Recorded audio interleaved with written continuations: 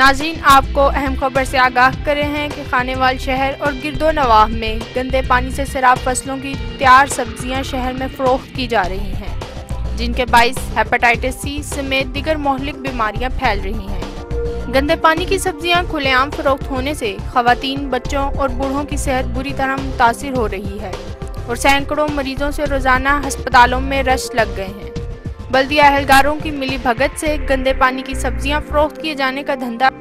अरूज पर पहुंचना बल्दिया अहलकारों की पांचों घी में है और आवाम की जिंदगियां दांव पर लगी हुई हैं, जबकि डॉक्टरों की मौजें लग गई हैं। वाज़ेह रहे कि शहर के गंदे पानी को साफ करके सब्जियों के लिए कारआमद बनाए जाने के मंसूबे पर लगे करोड़ों रुपए जाया होते नजर आते हैं और गंदे पानी को साफ किए बगैर फसलें गंदे पानी से तैयार की जा रही हैं, जिससे तैयार सब्जियां इंसानी जिंदगियों के लिए इंतहाई खतरनाक बीमारियों का बाइस बन रही हैं और आवाम की कीमती जिंदगियां मजरूह हो रही हैं, जबकि बल्दिया अहलकारों की रोजाना की बुनियाद पर जेबें गर्म हो रही हैं। हुकाम बाला से इसका फौरी नोटिस लेकर गंदे पानी